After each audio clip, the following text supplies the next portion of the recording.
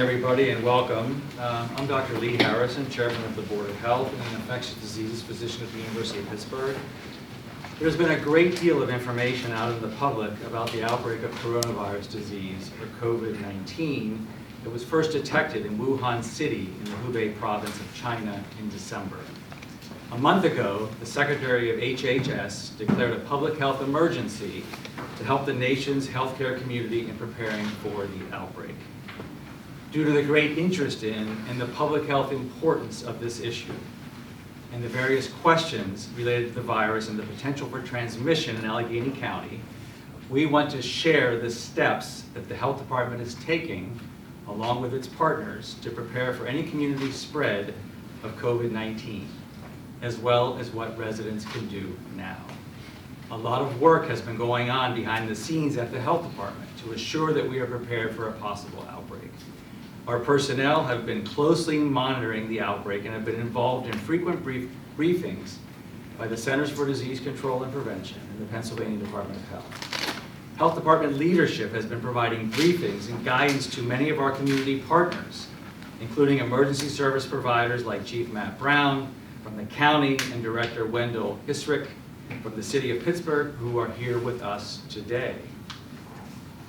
First, let me turn the podium over to Dr. Kristen Mertz, a public health physician and medical epidemiologist for the health department, to discuss what we know today about COVID-19. Dr. Mertz?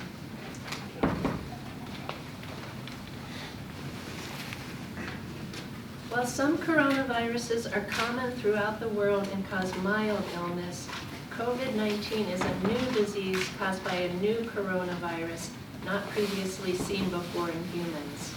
It is a respiratory disease with symptoms including cough, fever, shortness of breath, and difficulty breathing. There's no vaccine and no approved medications to treat it. Reported illnesses have ranged from mild to severe, including illness resulting in death. Although the current likelihood of local exposures remain low, we will remain vigilant in exploring possible cases and utilizing the capabilities of the State Public Health Lab, which will begin testing this week. Case numbers are changing rapidly. To date, there are over 30 confirmed cases of COVID-19 that were detected by the U.S. health system, including 2 deaths in the United States. Several cases were acquired in the community with no known travel and no known contact to infected persons. Another 47 people who have been repatriated to the U.S., including those who were on a cruise ship, have been diagnosed with COVID-19. At this time, there are no confirmed cases of COVID-19 in Pennsylvania, but we expect to see some as we expand testing. At present, most people at risk of contracting COVID-19 are those who have traveled to places where the virus is occurring on a widespread basis. Certain people will have increased risk of infection, healthcare workers caring for patients with COVID-19, and other close contacts of persons with COVID-19. Some people are at more risk for severe outcomes, including the elderly or those with underlying medical conditions. While the risk of this virus to the public is low at this time, everyone can do their part to help us respond to this emerging public health threat. First, it's currently flu and respiratory disease season, and CDC recommends getting a flu vaccine, taking everyday preventive actions to help stop the spread of germs, and taking flu antivirals if prescribed. Reducing the burden of the disease from flu will help free up resources if needed for COVID-19. Stay home when you are sick with respiratory disease symptoms. At the present time, these symptoms will be more likely due to influenza or other respiratory viruses than to COVID-19 related virus. Cover coughs and sneezes with a tissue and then throw it in the trash can. If you don't have a tissue, cough into your elbow or your sleeve. Wash hands often with soap and water for at least 20 seconds, especially after going to the bathroom, before eating, after blowing your nose, coughing, or sneezing. If soap and water are not readily available, use an alcohol-based hand sanitizer with 60 to 90% alcohol. Consider refraining from handshakes so as not to pass germs. Routinely clean frequently touched surfaces and objects. High-touch surfaces include counters, tabletops, doorknobs, bathroom fixtures, toilets, phones, keyboards, tablets, and bedside tables. Use a household cleaning spray or wipe according to the label instructions. Routine use of these measures by individuals and their families can go a long way to prevent the spread of illness and help us respond to an outbreak. Thank you. Thanks very much, Dr. Mertz. As I mentioned, much of the health department's work related to the virus in the past few months has been providing briefings and guidance to many of our partners in the community. So next I invite Dr. Lou Ann Brink, the department's chief epidemiologist, to the podium to share those steps with you. Frank? Thanks, Dr. Harrison.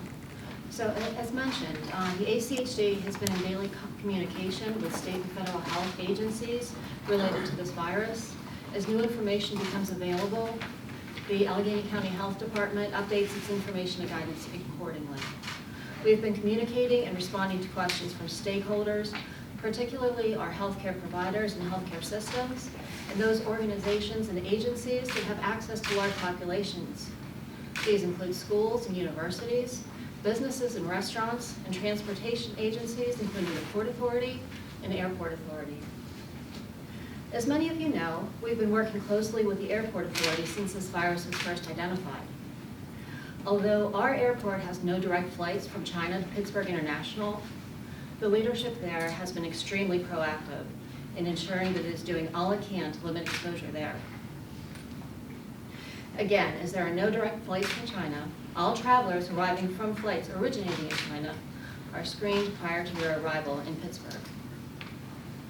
We are also working closely with the Port Authority as a means to share information on how residents can protect themselves, but to also ensure that their preparation in the event that we see community transmission of COVID-19 here. For all businesses and organizations, we are recommending that the CDC's guidance is followed. This includes actively encouraging sick employees to stay home or separating sick employees, emphasizing cough and sneeze etiquette and hand hygiene, performing routine cleaning of frequently touched surfaces, and providing disposable wipes for those surfaces to be used by employees. Those traveling should also take certain steps. Be certain that you are aware of where restrictions are currently in place. The CDC is currently recommending that individuals avoid non-essential travel to China, Iran, Italy, and South Korea. Additionally, precautions should be practiced if traveling to Hong Kong or Japan. The CDC has recommended that all travelers reconsider cruise trip voyages into or within Asia. The department continues to work with key sectors, including hospitals and with EMS agencies, on potential responses and countermeasures. If there is community spread locally, there will be a coordinated effort with state and federal health agencies to implement procedures to help stop the spread. Emergency Services in Allegheny County has already implemented measures to identify whether 911 callers seeking help are at risk of having COVID-19, and as you've seen, responders have been provided with enhanced personal protection kits should they encounter someone who has or could have the virus. We thank Allegheny County Emergency Services Chief Matt Brown and Pittsburgh Public Safety Director Wendell Hisrich for being here today, for their continued partnership with us, and for their work to ensure everyone's safety. Thank you so much. Thanks very much, Dr. Brink. So finally, we are committed to ensuring that we continue to provide the most up-to-date information on the coronavirus. We encourage the public and our partners to use our website as a source of information. There are constant updates on the page, which also directs links to Centers for Disease Control. The URL for the website is www.alleghenycounty.us/ you guessed it, coronavirus. On that page, you can also sign up for Allegheny Alerts. When selecting what alerts you want to receive, select Coronavirus under the Health Department options. ACHD will be providing an update through that system every day at 11 a.m. Finally, if there's any breaking news about coronavirus, the Health Department will push that information out to the public as soon as possible through press conferences, press releases, website updates, and posts on its social media channels or alerts through Allegheny Alerts.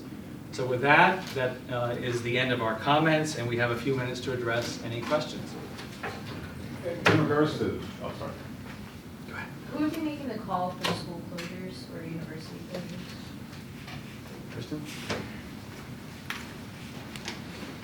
So if we do have widespread COVID-19 here, those kinds of decisions about school closures, of course, will be made by the school district, but they will be made in conjunction with the health department.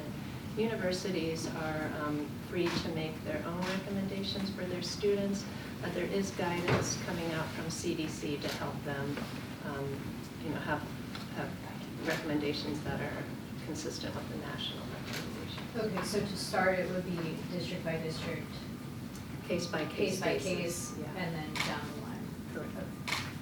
If Yes. you have any of these symptoms, cough, fever, shortness of breath, how do you get tested and when's the appropriate time to get tested? And then how long does it take to get those results back? So testing so far has been relatively limited because of the distribution of test kits, but that is changing. So you have CDC pushing out the test kits to the health departments, state health department.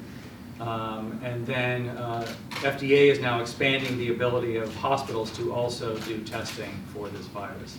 So a person will go to the hospital, go to their doctor and ask for it? How would they?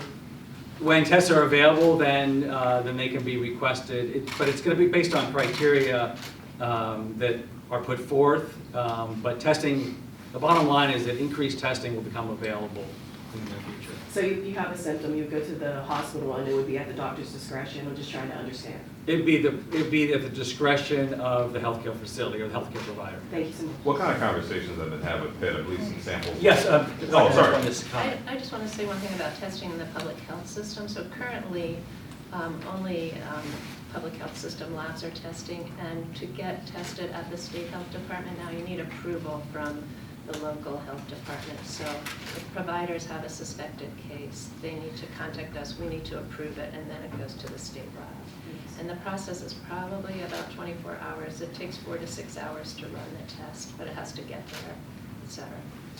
What kind of conversations have you been having with Pitt? I believe some samples went there, if I'm not mistaken. Any information come from them, from their labs at all, or? Kristen, do you want to comment on communications with the Emerson Pittsburgh? So we are in touch with the universities here, and we are relaying to them the national guidelines and our guidelines, but they, as I said, are free to make recommendations for their own students.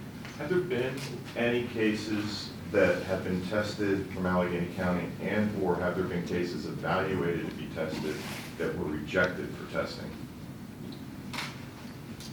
So yeah, we are not, the local health departments and the state health department are not commenting on how many people are being evaluated or tested.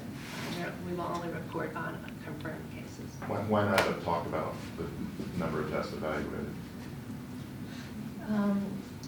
Just because it's something that changes the number evaluated is just hard to keep up with. We get many, many calls from the public and the providers. We don't think there's any real need to know unless there's a confirmed case. Like, there's no reason the public needs to know who's testing negative for the disease. Given the stories coming out of the CDC about the problems with the testing itself and the lack of kits, especially coming out of Washington State right now, where there's an analysis that seems to point to this virus lingering there for the last 6 weeks, possibly being transmitted. Do you think, based on what you know of those cases that at least were proposed for evaluation, that could be possible here? You know, we've had multiple stories. Luckily, there's a large immigrant population here, specifically from Wuhan.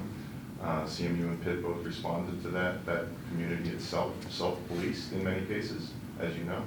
Do you think that there is any chance that we have had cases here that were testing more available, would have been tested, we might have picked it up?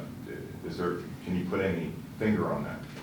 We don't know for sure, but we know that because of the limited testing so far, that there most likely has been community transmission in a lot of different places that we haven't recognized yet. What about here?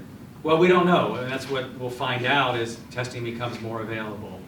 But this is a rapidly changing situation. As test kits become more widely available, I suspect we are going to find more community transmission. On that note, how quickly are you hoping to have test kits here in Allegheny County? So we are looking into getting test kits. It probably won't be for a few months for us to get them here unless things change. That was the last update I hear. But the state health department is starting to test this week, and we can get them we can get specimens to the state health department overnight. And like Dr. Harrison said, hospitals will start to come on board very quickly, and commercial labs might come on quickly as well. So just to follow up on that, in terms of getting, would it be more helpful in terms of trying to deal with this if the Allegheny County Health Department had their own test kits as opposed to having to send potential cases that are then approved to the state? I don't think it'll be a huge difference. I mean, we would have to approve the testing in any case, either way, state or here. So it might be a little bit faster if it were here, but then we have the hospitals and the commercial labs too. So you're saying that hospitals here will soon have the ability to test? Yeah, it's my understanding that hospitals will start to develop their own testing. What's soon? I don't know.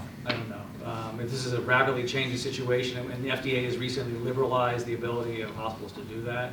So when Dr. Merck says a couple months, she means the county health department? County health department. Okay. And can you tell us more about what the airport has done? They've only given out vague responses about what they've been doing there specifically. Can you tell us what they have done to monitor traffic in and out of the airport? Are they doing a second layer of testing there? Are they tracking people when they come through, when you know that they've come from now one of the four countries, or I guess 7 if you count Singapore and Hong Kong? We don't have any direct flights from any of those countries into Pittsburgh International. However, we do have quarantine stations that CDC has infrastructure through the larger airports, and there are records as to where various people have come from. So those records are maintained for CDC quarantine. Do we have quarantine here? The closest one is Philadelphia. So what happens if somebody, layover? Excuse me, we realize there's a lot of input on what everybody else is doing, but we need to focus on what the health department is doing. That's what we're here today to talk to you about, so we can't speculate about what everybody else is doing. But you said Okay? that you're coordinating with the airport, so what are you doing with the airport? If the quarantine spaces are in Philly, what is the airport here doing to coordinate with you in any way? We have had multiple conversations with them about incoming travelers and what they would do with ill individuals. These are routine procedures that have been going on more or less for the past decade. We've been coordinating responses with them since that time. Have local hospital systems told you they have started developing, trying to come up with their own testing individually? this is just based on general information and the liberalization of the ability of facilities to do that.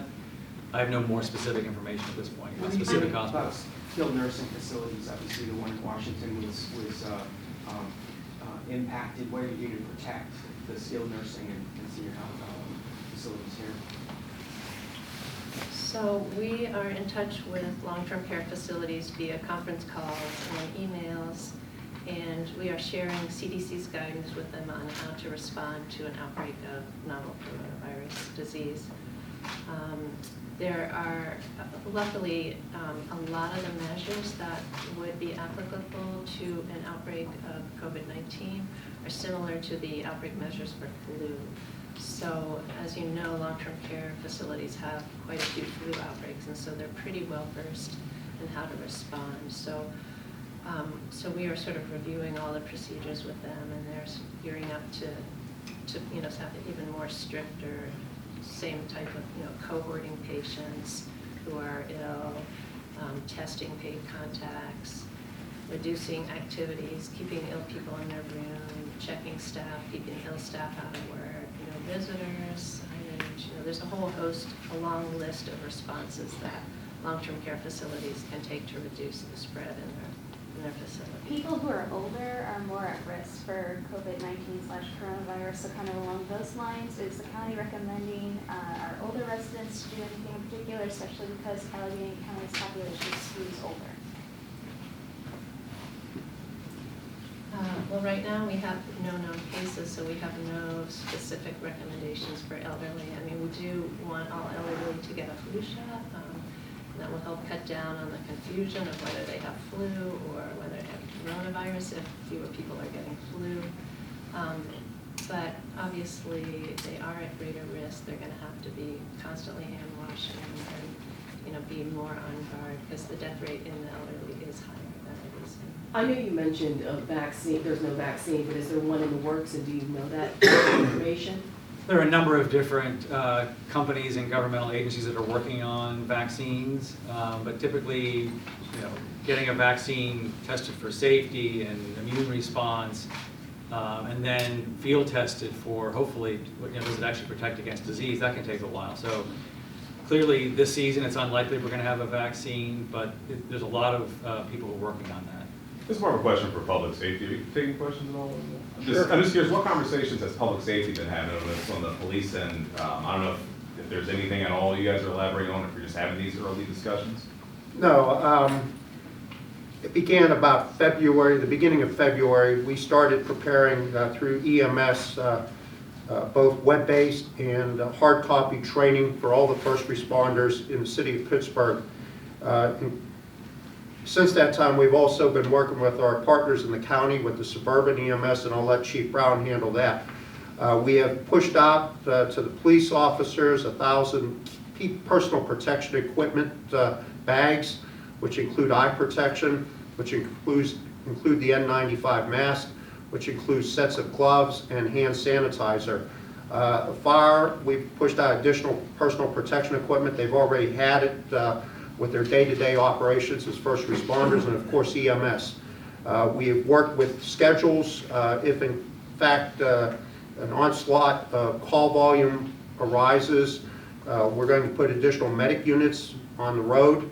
We may also put, in addition to the medic units, an assessment team to be able to go out and assess individuals that are complaining of signs and symptoms of either the flu or the coronavirus. So it's an all-inclusive approach throughout the city. In addition, even the school crossing guards have been provided bags of personal protection equipment, as well as our park rangers. We're also working, our main goal is, number one, to make sure that the first responder community is safe and to make sure that they are able to do their jobs.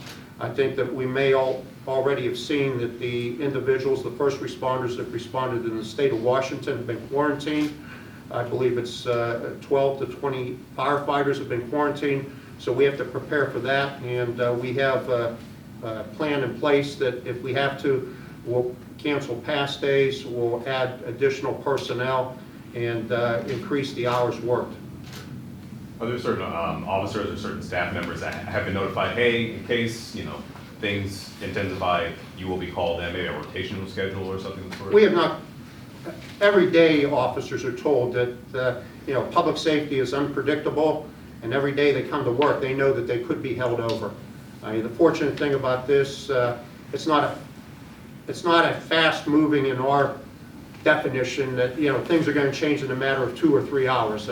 Hopefully we'll have 12 hours to 24 hours notice of putting on additional personnel. Chief Brown, do you have anything additional to add? No, I would just add to the director's comments. From a county-wide perspective, there are 30 EMS agencies throughout the county, as well as literally hundreds of other public safety entities. Working through our National Incident Management System, the NIM system, or ESF4 or ESF8 function, which is really health and medical section. From an emergency management perspective, that is where we would get the guidance moving forward as public safety, and certainly we will function that position with the help of the Allegheny County Health Department. We have put together, working with the City of Pittsburgh and our EMS partners, initial responder training for all of the emergency agencies throughout the county. This was done weeks ago, and we even began pulling the trigger much sooner as it relates to 911 and screening questions based on 911 calls that were coming in. That was almost a month ago. So again, we continue to transition as it changes moving forward. And again, speaking to the director's comments, these are public safety professionals that, quite frankly, are dealing with this and many other challenging things every day. So I don't think that we're doing anything drastically different from what they deal with on a routine day. Just a quick question for some of the health department officials. There was a issue with a run on masks we were seeing a little bit earlier. Is there any sort of advice you give to the public, and any sort of concern that there may not be enough surgical masks or masks needed to protect healthcare professionals? My understanding in the community is we have a large stockpile of personal protective equipment, and that's not an issue at this point for our healthcare providers and first responders. Kristen, did you want to make any additional comments? Yeah, I would just say that the general public has no need to wear a face mask at this time, so we would appreciate if people didn't hoard face masks and leave them for when people are sick. The people who need to wear them are patients who have respiratory symptoms, and they wear them to keep from spewing germs out, so there's no need for the well public to wear them. One of the things you guys have constantly mentioned, wash your hands. And granted, hand sanitizer is not necessarily an expensive thing. Is the health department making it available for people? Are there kits that are going to be put together if people want to swing by and have that extra stock of hand sanitizer? We've asked our business partners to think about putting that out in the lobbies, including any public venues, to increase availability of hand sanitizer, and we are working on some mechanisms to make it available, not to individuals from the public, but to those public venues. Have there been any additional monitoring procedures, either for flu or COVID-19 at the jail? Did you have a comment about the previous question? No, I was just going to say that soap and water should be available to everyone, so sing happy birthday twice, that should get you for 20 seconds. I've also heard that if you do Baby Shark song, you got to get to the father. Great advice. I'm sorry, what was the question? Any additional monitoring for either flu or COVID at the jail? Yeah, so we have been in touch with the jail, and we have sent them some guidance, and we will be sending them supplies for their healthcare workers should they start to get cases.